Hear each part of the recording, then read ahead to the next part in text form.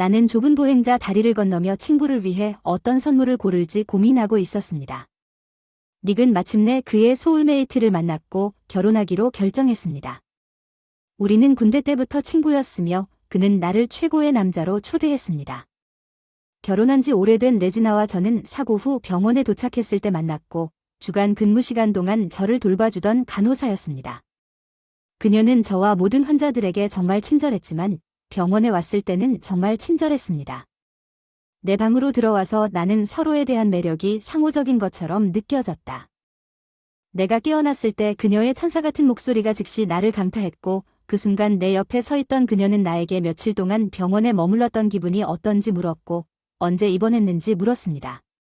저녁할 시간이 되자 용기를 내어 다가가서 커피 한잔 하자고 했고 그 사람이 싱글이고 연애 상대도 없다는 사실을 알고 1년 정도 사귄 기회를 놓치지 않기로 하고 결혼하게 되었습니다. 그리고 이제 내 가족이 생겼으니 나는 닉이 여자의 보살핌과 사랑으로 자신의 존재를 완성할 여자를 그의 삶에 받아들이기로 결정했다는 소식에 진심으로 기뻤습니다. 나는 그의 선호와 취미를 모두 알고 있었지만 나는 원했습니다. 그와의 우정과 결혼 생활의 행복을 상징하고 좋은 미래에 영감을 줄 무언가를 그에게 주기 위해 나는 다리 한가운데에 멈춰 난간에 기대어 강 아래의 잔물결을 곰곰이 바라보았습니다. 나는 거기에 비친 모습을 보았습니다. 간신히 위로 떠오른 작은 구름의 하늘과 지금 내가 서 있는 그 한가운데 공원 위를 떼지어 날아다니는 새들에 대해 나는 몇 분간 그렇게 서 있다가 전화벨 소리에 정신이 팔렸다. 게리트, 제가 대답했습니다. 몇 년 동안 저와 함께 경찰에 복무했던 제 파트너가 전화를 해서 우리가 범죄 현장에 호출되고 있다고 말했습니다. 어떤 소녀가 그녀의 아파트에서 룸메이트 예수에 의해 살해되어 죽은 채로 발견되었습니다. 여기서 무슨 일이 일어났는지 물었고 아파트에 들어가자마자 파트너를 찾았고 특수복을 입은 전문가 몇 명이 이미 열심히 일하고 있는 동안 내 파트너인 더그 밀라는 범죄 현장 전체를 조사하여 단서를 찾으려고 노력하고 있었습니다. 내가 아파트에 들어갔을 때 나는 즉시 냄새를 맡았습니다. 흔한 시체 냄새와 라벤더 냄새 같은 뭔가 시체 자체는 침실에 있었다. 어린 소녀는 목이 졸린 야른 비단 여성의 스카프를 목에 묶은 채 얼굴을 위로 하고 누워 있었지만 침대에는 핏자국이 많이 남아 있었다. 그녀의 오른쪽과 손 자체에는 팔뚝 자체에 고르게 잘린 직사각형 피부 조각이 없었습니다. 연쇄살인범 더그가 나에게 말한 것처럼 보입니다. 내가 이미 이웃에게 질문했고 그녀는 피해자가 종종 고객을 집으로 데려온 매춘부라고 인정했습니다. 팔에 연꽃 문신이 있어서 단서가 없어서 안타깝게도 누가 들어왔는지 아무도 보지 못했어요. 이웃은 룸메이트가 어젯밤에 친구 집에 있었는지 확인하기 위해 사람들 사이로 슬쩍 들여다보곤 했는데요. 살해당한 여자가 그 여자라고 하더군요. 오늘 돈을 갚기로 했는데 들어와서 문을 열지 않고 작은 개가 짖는 소리와 오랫동안 노크하는 소리만 들었고 어떤 개가 혹시나 경찰에 신고하기로 결정했습니다. 그 여자애가 개를 키웠는데 보호하지 않았어. 그 개를 봤어야 했는데 조그만 양복을 입고 있었어. 개 이름일 뿐이야. 알았어. 법의학에서 아직 아무것도 발견하지 못했어. 왕자님, 그 개들이 엄청나게 많다고 말했잖아. 다른 남자들을 여기로 데려온 것은 최근 우리 도시에 나타난 연쇄 살인범의 네 번째 미제 사건인 것 같았습니다. 그는 각 피해자의 문신으로 피부 조각을 잘라내어 쉬운 행동의 소녀를 피해자로 선택했기 때문에 수집가라는 별명을 붙였습니다. 하지만 보통 우리는 호텔에서 그것들을 발견했습니다. 하나는 공원 근처에서 발견되었고 이것이 우리가 그녀의 집에서 처음 발견한 것이지만 순간은 같았습니다. 범인은 조심스럽게 일했고 흔적도 남기지 않았습니다. 3명의 피해자 파일은 여전히 우리 책상에 있었고 거기에 있었습니다. 이 사람이 누구인지 암시할 수 있는 단서조차 없었습니다. 우리는 일을 마치고 그 아파트에 한동안 더 머물렀고 집에 가져온 책의 서류가 아직 남아 있었기 때문에 여전히 역으로 가야 했습니다. 평소보다 조금 늦게 레지나가 저녁 식사를 위해 나를 기다리고 있었어요. 무슨 일이에요, 자기야? 오늘 하루는 어땠나요? 네, 색인 문신을 한 여자를 또 찾았어요. 맙소사, 그 새끼는 정말 쓰레기 같아. 괜찮아 자기야, 잡아야지. 넌 항상 잡아킬러야. 이 네 번째 여자인데 아직도 그 사람에 대해 아무것도 찾을 수 없어. 레지나가 와서 내 팔로 나를 감싸 안았어. 어서 내가 갈게. 우리가 이 살인범을 찾는 동안 그녀가 제안한 저녁을 데우세요. 저는 레지나에게 각별히 조심하라고 말했지만 그녀는 항상 조심했고 그녀는 미치광이의 희생자에 대한 설명에 맞지 않는다고 말했습니다. 저는 어떤 문신도 없고 그런 것도 없습니다. 그 여자들이 하는 대로 해라. 난 그 사람 타입이 아니라고 안심시켜 주었지만 항상 호신용으로 후추 스프레이를 들고 다니게 하고 총까지 권했지만 총을 좋아하지 않는다고 거절했지만 그래도 걱정이 됐다. 우리가 한 번 만났던 병원에서 차를 몰고 계속 일했습니다. 병원 차고에는 카메라가 있었고 병원 자체에는 경비원 몇 명이 항상 있었습니다. 아내가 항상 주간 근무를 하고 그 전에 집에 돌아와서 기뻤습니다. 내 친구의 결혼식이 예정된 주말이 다가오고 어두워졌는데 나는 내가 아직도 그에게 선물을 사지 않았다는 것을 기억했고 내 파트너와 나는 순찰차에 타고 있었을 때 작은 선물 가게가 바로 거기에 멈춰 있는 것을 발견했습니다. 내 파트너가 아무 질문도 없이 도로변에 차를 세웠기 때문에 괜찮은 물건을 찾기 위해 매장에 들어갔습니다. 몇 분 동안 진열대 주위를 돌아다니며 다양한 기념품을 구경했지만 아무것도 결정할 수 없었습니다. 무엇을 도와드릴까요? 세일즈맨이 뒤에서 조용히 다가와요. 내 육군 친구가 결혼해요. 특별한 것을 사주고 싶어요. 세일즈맨은 30분 동안 턱을 잡고 서서 생각하다가 나한테 같이 오라고 손짓했어요. 그는 카운터 뒤에 있는 선반에서 발에 산사나무 가지를 들고 있는 2마리의 작은 곰 조각상을 꺼냈습니다. 이것이 바로 당신에게 필요한 것이라고 생각합니다. 그는 나에게 선물이 무엇을 의미하는지 간략하게 설명하고 조각상을 포장하는 내 친구 밀에 가족의 행복을 기원했습니다. 작은 가방에 나는 내 파트너가 이미 우리에게서 멀지 않은 곳에서 나에게 소리를 지르고 있던 차로 서둘러 돌아갔습니다. 싸움이 났고 우리가 가장 가깝기 때문에 그곳으로 가라는 요청을 받았습니다. 그래서 더그가 켜라고 요청한 것은 무엇입니까? 사이렌이 울리고 차의 속도가 빨라지네요. 친구가 결혼해요. 저는 그 친구에게 뭔가를 사주고 싶었어요. 가방에서 조각상을 꺼내서 파트너에게 보여줬는데 아주 친절하게도 그 친구는 우리가 거기 도착했을 때 길을 힐끔 쳐다보며 말했어요. 소녀를 두고 싸우던 소년들 중 한 명이 작은 펜칼로 다른 한 명을 찔렀습니다. 피해자의 여자친구가 경찰에 전화했습니다. 시간이 지나서 도착했는데 상처가 전혀 깊지 않았습니다. 긁힌 자국이라고 할 수 있지만 두 사람을 모두 경찰서로 데려가 신문하고 피해자 팔에 난 상처에 붕대를 감아주어 즐겁게 일했고 축하하는 날이 되자 아무 일도 일어나지 않았으면 좋겠다고 다짐하며 추장과 파트너에게 물었습니다. 내가 다른 사람으로 교체된 날 다시 어딘가로 여행을 가야 할 것입니다. 그들은 지지해 주었고 나에게 좋은 축하를 해주었습니다. 결혼식 날은 맑고 따뜻했고 가벼운 바람만이 공기에 상쾌한 변화를 주었어요. 니게 신부다나 재단에서 엄숙한 연설을 한 후 나는 동화 속 공주처럼 보였습니다. 나는 아내 옆자리로 돌아왔고 신혼부부는 손님 테이블에서 영예로운 자리에 앉으러 갔습니다.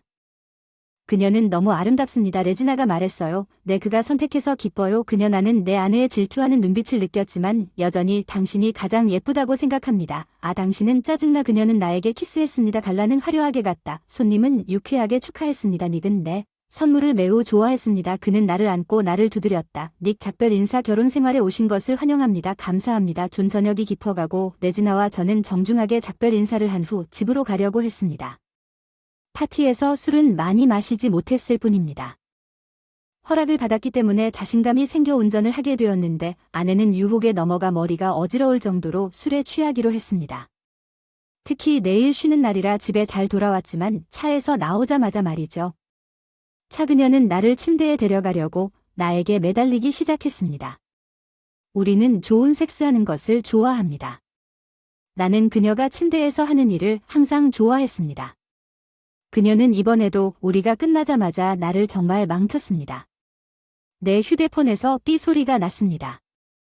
젠장, 저 사람은 누구야? 나는 진동 때문에 침대 옆 탁자에 있는 전화를 게으르게 손을 뻗었다고 맹세했습니다. 이 늦은 시간에 나를 괴롭히는 사람이 누구인지 살펴보았습니다. 더그였습니다. 그래, 무슨 일인지 피곤한 목소리로 물었고 당신은 이것을 믿지 못할 것입니다. 그는 그것이 우리 것이라고 대답했습니다. 수집가 또 젠장 쉬는 날 없지. 내가 또 욕했어. 알았어. 바로 갈게. 어디야. 주소를 보내줄게. 미안해. 자기 아내에게 사과하러 가야 해. 키스하고 키스했어. 바지를 입으려고 침대에서 나갔다. 주소는 시내 외곽에 있는 호텔로 도착했다. 여자아이가 발견된 방은 매니저 사무실에서 그리 멀지 않았는데 의심스러운 소리를 들은 것 같다고 증언했다.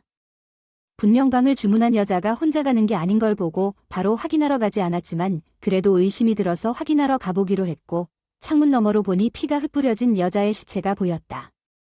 그녀가 커튼 사이로 내가 볼 수 있는 것은 낡은 회색 포드뿐이었습니다. 번호판은 없었습니다. 불행하게도 관리자가 추가했습니다. 우리가 다시 막다른 골목으로 돌아온 것 같지는 않습니다. 파트너에게 다시 가보니 그가 뭔가를 발견하고 더 가까이 다가간 것 같습니다. 몸을 구부린 채 침대로 다가가 그는 주머니에서 손수건을 꺼내 침대 발치에 손을 뻗어 프로의 작은 엄마 단추를 꺼냈다. 이번에는 그 여자가 입고 있던 것을 유심히 살펴보고는 안 한 게 있는 것 같다. 유사한 버튼이 있는 부분이 있는지 확인하세요. 이 방을 마지막으로 청소한 게 언제였는지 매니저에게 문의했다고 말해주세요. 방문자가 떠날 때마다 방을 청소하므로 마침내 단서가 생겼습니다. 더그가 버튼을 진심으로 생각하느냐고 말했습니다. 그는 나를 약간만 바라봤습니다. 비판적으로 그렇습니다. 그것은 단지 버튼이었지만 열심히 노력하면 무언가를 찾을 수 있을 것입니다. 그 소녀가 어떻게든 피해 옷에서 그것을 찍고 파일에 보관할 것 같습니다. 우리는 한동안 범죄 현장을 다시 돌아다녔습니다. 그리고 집에 돌아왔을 때 아내는 다음날 일요일인데도 곤히 잠들어 있었습니다. 나는 그곳에 우리 역에 와야 했습니다. 우리 전문가들은 전문 분야를 잘 해냈고 이런 단추가 달린 옷 샘플을 몇 개 파헤쳤습니다. 과정이 충분하지 않았습니다. 전화번호로 눌렀어. 안녕 자기야. 친구가 나한테 전화해서 오라고 했어. 왜 오늘 밤에 레스토랑에 가기로 한 일이 없지? 그래 있지 않았는데 넌 회사에 불려갔고 나는 안 냈어. 제 시간에 돌아올지 알아? 보통 넌 항상 늦고 우리 계획은 계획일 뿐이야. 미안해 자기야. 내 직업이 어떤지 알지만 지금 집에 왔으니 돌아와서 점심 먹으러 나가자. 알았어. 바로 거기 있을게. 집에 머물면서 아내를 기다렸지. 우리는 가끔 회사에 불려갈 때마다 밖에 나갈 수가 없었지만 나는 내 직업을 사랑했고 도시에서 질서를 유지하는 것을 좋아했다. 아내는 그것을 알고 있었고 기다리는 동안에는 되게 신경 쓰지 않았습니다. 나는 약간의 주의를 돌리기 위해 거실에 있는 TV를 켰습니다. 나는 흥미롭거나 새로운 것을 보지 못하여 그 사건을 곰곰이 생각하기 위해 사무실로 갔습니다. 거기 쌓여있는 서류들 레지나가 늦게 도착한 나는 그녀가 늦는 것을 보고 시간을 훑어보고 그녀에게 여러 번 전화를 했지만 그녀는 웬일인지 전화를 받지 않았다. 전화기를 켜보니 그 사람이 시내에서 우리 동네로 향하고 있는 걸 봤는데 알았어. 지금 가는 중이라면 도대체 왜 전화를 안 받아? 나는 잠시 후 그 사람이 집에 들어왔을 때 혼자 중얼거렸다. 가본 적 있니? 내가 그녀에게 질문을 퍼부었지. 친구들한테 뭐 때문에 그렇게 분주한지 말했잖아. 그런데 늦었구나. 진짜 나 식당 데이트 한 번 놓칠지도 몰라. 비꼬지 마. 왜 그랬을까? 걱정했어. 전화 안 받아. 몇 번 더 전화했는데 무음으로 해놨나 봐. 그녀는 초조하게 지갑을 복도 탁자 위에 던지고 재킷을 걸어 놓으러 갔는데 장이 음식으로 가득 차길 애원하는 것 같았어. 하지만 오늘 아침 시내에 점심 먹으러 나갈 예정이어서 레지나가 아무것도 요리하지 않았기 때문에 피자를 주문하기로 했어요. 오늘 피자가 있으면 괜찮을까요? 주문하라고 했죠. 나도 상관없을 거예요. 친구들이 나를 대접했지만 나는 곧 도착할 주문을 했다. 그 어느 때보다 배가 고팠다. 거실로 돌아갔고 아내가 부엌으로 어슬렁거리더니 곧 그녀가 접시를 준비하는 소리가 들렸다. 저녁 식사를 준비하려고 처음에는 그녀가 집에 좀 이상하게 돌아왔음을 알아차렸습니다.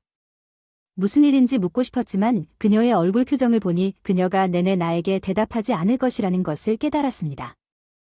그녀의 성격과 버릇을 알게 되었지만 가끔 나에게 소소한 비밀을 숨기는 경우가 대부분이었다.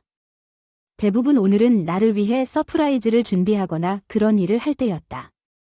그녀는 일어난 듯 더 조용히 부엌을 돌아다녔다. 피자를 기다린 후 다시 뭔가를 소파에 편히 누워서 먹기 시작했고 아내에게 전화했지만 그녀는 지금까지 거부했고 나는 침착하게 절반을 거의 즉시 먹었습니다. 내가 좋아하는 동물 프로그램이 TV에 시작되었고 칭찬했습니다. 리즈너가 마침내 방에 들어와 내 옆에 앉았을 때 내 피자는 완벽하게 먹었습니다. 그녀는 뭔가 걱정하는 것 같았습니다. 한 조각 드시겠습니까? 나는 그녀에게 상자를 건네줬습니다. 아니, 나는 그것을 원하지 않습니다. 나는 상자를 테이블 위에 놓고 가까이 앉았습니다. 내가 한 조각 씹은 순간 그 사람에게 자기야 뭔가 잘못됐어. 내가 뭔가 걱정하고 있다는 걸 알 수 있어. 아냐 난 아니야. 난 괜찮아. 그냥 내 친구가 곤경에 처해 있어. 그 사람이 걱정돼. 넌 그냥 너무 슬퍼요. 그녀는 괜찮을 거라고 확신해요. 어떤 문제가 심각해요. 미안하지만 그건 여자의 일이라고 말할 수 없어요. 알았어, 알겠습니다. 당신 자신에게 딱 맞을 거라고 생각하고 피자 한 조각을 더 먹었습니다. 배를 부르며 식사를 계속했습니다. 레지나는 소파에 앉아 내 옆에 앉아서 한동안 포식 동물들이 먹이를 사냥하는 모습을 보여주는 TV를 쳐다보았습니다. 우리는 계속해서 조용히 TV 앞에 앉아 몇 마디의 말을 주고받았습니다. 내 아내가 오늘 얼마나 슬퍼했는지 나는 심지어 그녀에게 안타까움을 느꼈습니다. 그녀는 친구에 대해 너무 걱정했기 때문에 그녀 자신도 너무 슬퍼했습니다. 나는 그녀를 도와주고 싶지만 리즈너는 잠시 후에 나에게 아무 말도 하지 않았습니다. 그녀는 거실에서 나간 전화번호를 보더니 내가 그녀의 대화를 듣기를 원하지 않는 것 같았다. 그녀가 돌아오면 내가 물어본 사람은 친구였다. 나는 그녀가 문제가 있다고 말했고 다음 며칠은 평소처럼 지나갔다. 나는 내 직장에서 레지나 집에서 저녁에 집에서 그런데 어느 날 나와 내 파트너가 또 다른 히트앤런에 배정되어 우리는 항상 그랬던 것처럼 전화를 걸었고 이번에는 두 갱단이 함께 모여 뒷골목에서 서로 총격을 가했습니다. 더 많은 순찰차가 현장에 도착했고 우리는 한동안 공격할 순간을 고르는 것을 지켜봤습니다. 저 차 뒤로 갈 수 있을 것 같아요. 더그는 자신감 있는 목소리로 더그가 영웅이 되지 말고 좀 더 기다리라고 말했습니다. 백업이 오고 있으니 기다려보세요. 하지만 그는 이미 상자 뒤에 몰래 숨어서 갱단 리더처럼 보이는 침입자 중 한 명에게 다가가고 있었습니다. 더그는 그를 체포할 수 있도록 그를 살려내려고 했고 다른 사람들은 묻기가 더 쉬울 것이었지만 아니었습니다. 더그가 아무리 조심스럽게 기어 올라와도 갑자기 그가 웅크리는 것을 보았고 그의 얼굴 표정을 보면 그가 고통스러워하고 있다는 것을 알 수 있었습니다. 나는 그를 따라갔습니다. 머리 위로 날아오는 총알이 그를 향해 기어가는 것을 잘 볼 수 있었을 때 나는 그를 따라갔습니다.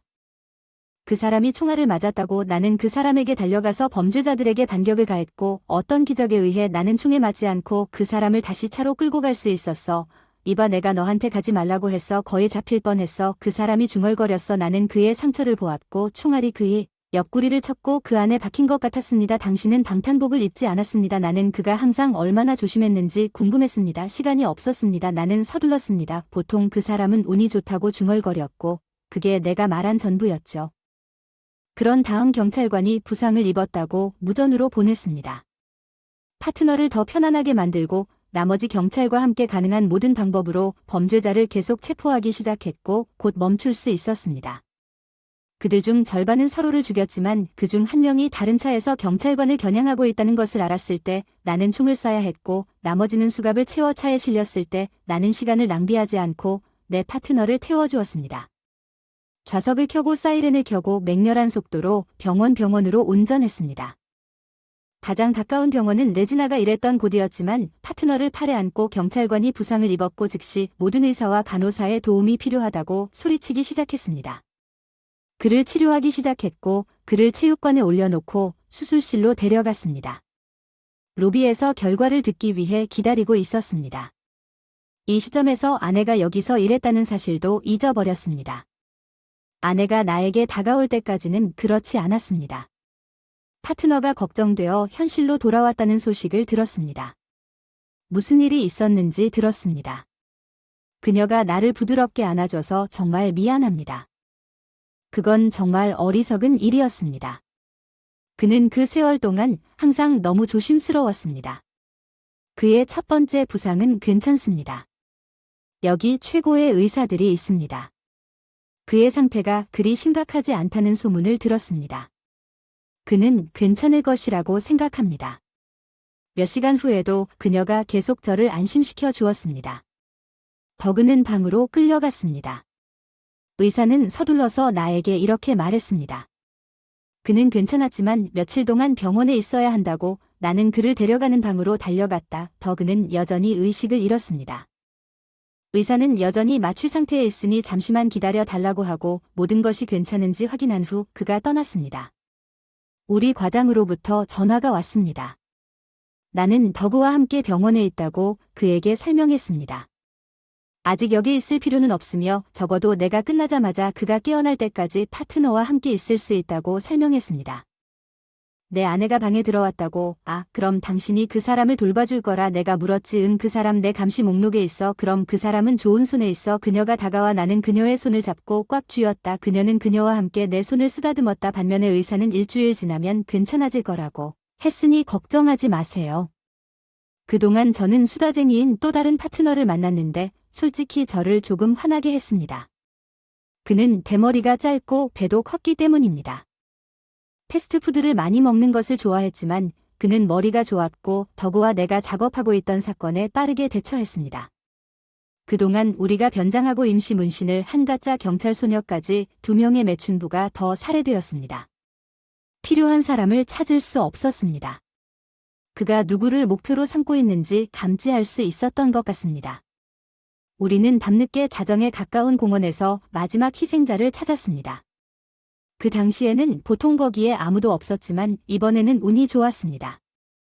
그 사람이 좋은 시민인 것 같았던 사람을 만났는데 경찰에 전화를 했어요. 그게 정확히 무슨 말이에요? 그 뚱뚱한 파트너가 나한테 물었다는 게 무슨 뜻인가요?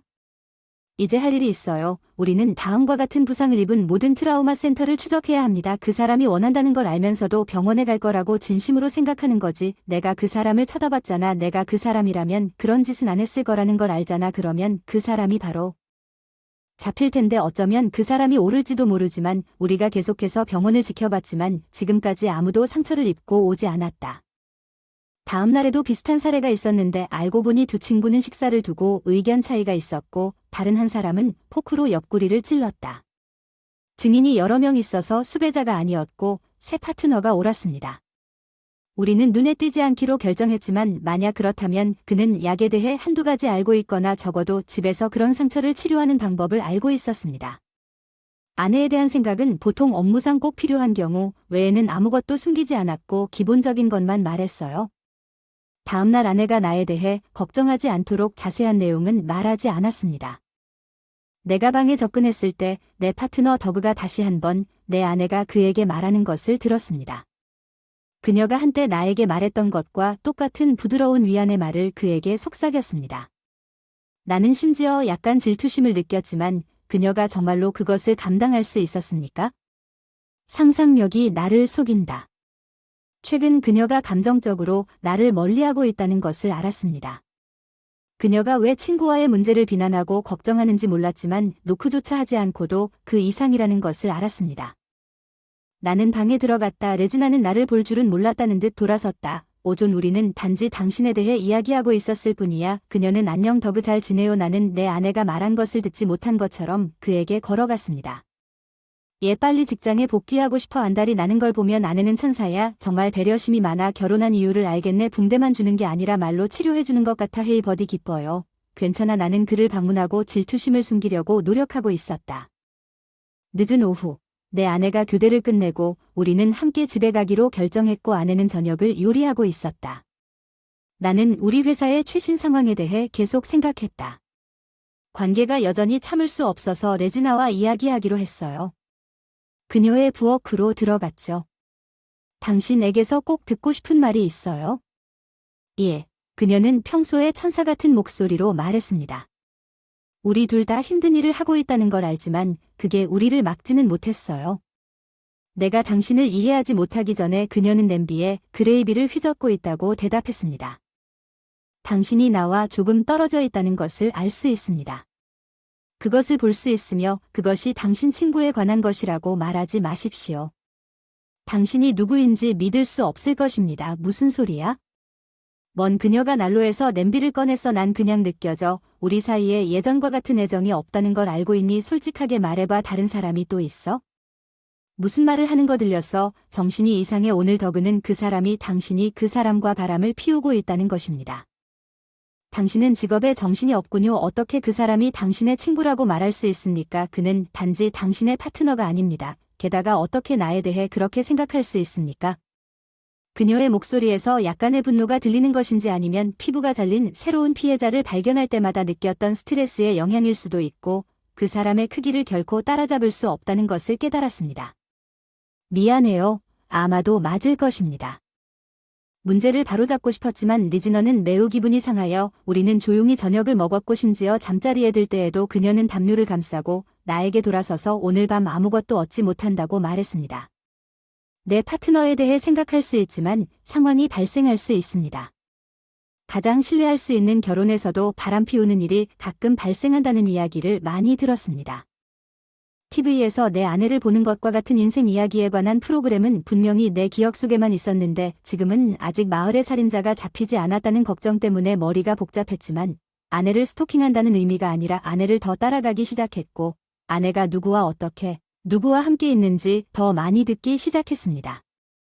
나는 파트너를 방문한다는 구실로 병원을 더 자주 방문하기 시작했으며 아내가 누구와 어떻게 의사소통하는지 관찰했지만 지금까지 아무런 성과도 얻지 못했습니다.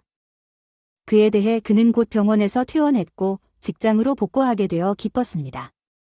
우리는 다시 함께 일하게 되었지만 질투심은 결코 나를 떠나지 않았고 더그가 정말로 그가 할 일이 없는 어떤 것도 죄가 없다는 점을 제외하고는 나는 그를 몰래 지켜보았습니다. 지금은 아내가 아닌 다른 아내가 병원에서 붕대를 감아주고 있는데 무슨 생각인지 정말 헷갈린다. 왜 그렇게 슬프냐며 순찰차를 타고 길을 가는데 그가 나에게 물었다. 아무 이유도 없고 심각한 일도 아닌데. 아직 그 놈을 잡지 못해서 슬프다. 다음 주말에 레지나가 다시 밖으로 나가기 시작했다. 친구 집까지 얼마나 멀리 있는지 저녁 식사를 냉장고에 너무 오래 놔두지 않도록 노력할 테니 필요하면 그냥 데우기만 하면 된다. 그 사람은 내 뺨에 뽀뽀를 하고 나갔다. 나는 그 사람이 친구 집에 갈 때마다 더 예쁘게 옷을 입으려고 노력한다는 걸 알아차렸다. 그래, 그 사람은 항상 흠잡을 데 없이 보이려고 노력하는 그런 여자였고 요리를 할 때도 결코 단순한 옷을 입지 않았다. 실내복 그녀는 언제나 아름다워 보이는 것이 천성이었지만 그녀가 가장 멋져 보이려고 부지런히 노력하는 것을 본 것은 친구 집에 갈 때 문 앞에서 그녀를 바라보며 그녀의 값비싼 향수 냄새를 맡으면서 문득 든 생각이었다. 그녀가 특별한 경우에만 사용했던 것. 나는 그것에 대해 생각을 멈출 수 없었다. 나는 거실로 가서 소파에 앉아 생각했다. 그리고 그녀의 휴대폰에 있는 앱이 다시 생각나서 전원을 켰다. 나는 작은 빨간 점이 그 옆으로 움직이는 것을 보았다. 30분 정도 지나서 마을의 먼 곳으로 향하는 줄이 멈췄습니다. 몇 분 더 기다렸습니다. 질투심이 다시 머릿속에 떠오르기 시작했습니다. 이유는 모르겠지만 그녀에게 전화하기로 결정했습니다. 계속 울렸지만 리지너는 그렇지 않았습니다. 그래서 앱을 다시 보면서 몇 번 반복했습니다. 그녀가 중단한 자리에 바로 머물고 있는 것을 봤습니다. 어떻게 생각해야 할지 몰랐습니다. 그녀가 우리 미치광이의 손에 떨어졌을지도 모른다는 생각이 머릿속을 스쳤습니다. 쫓고 있던 중 더그에게 전화를 걸어 아내가 위험할지도 모른다는 의심을 잠시 말한 후 도움을 요청했습니다. 아내의 위치를 알려주고 먼저 도착하면 꼭 기다려달라고 부탁했습니다. 그는 그러겠다고 약속했고 아무 일도 일어나지 않았습니다. 1분 더 낭비해서 전화하면 점으로 표시된 위치로 차를 몰고 차를 세웠을 때 걔는 이미 거기에 있었습니다. 그는 말 그대로 나보다 몇 분 전에 도착했다고 말했습니다. 그것은 개인 주택이었고 이웃집들은 모두 조금 멀리 떨어져 있었습니다. 이 거리에서 내 파트너와 나는 무기를 준비한 채 조용히 문에 접근했습니다. 나는 포스로 문을 쳐서 열었습니다. 우리는 침입하여 서로 다른 방향으로 권총을 휘두르며 주위를 둘러보았으며 아래층에는 아무도 없었고 위층에서 소음이 들렸습니다. 나는 파트너에게 손짓을 하고 권총을 준비한 채 계단을 오르기 시작했습니다. 2층은 방수가 많지 않았지만 오히려 주요 공간은 가죽 소파가 있는 큰 안락의자 2개 테이블과 꽃병 몇 개를 갖춘 것처럼 보였습니다. 장식용 식물이 있어서 바닥에 2개의 문이 있었고 둘 다 거의 서로 옆에 있었습니다.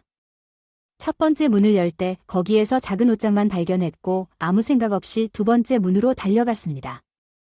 나도 발로 문을 찾고 문도 열렸습니다. 그러나 내가 본 것은 나에게 끔찍한 충격을 주었고 우리가 들어간 방에는 큰 침대가 있었고 내 레지나가 다른 남자와 사랑을 나누는 것을 보았습니다. 나는 그 사람이 인접한 병동의 외과 의사라는 것을 알았습니다.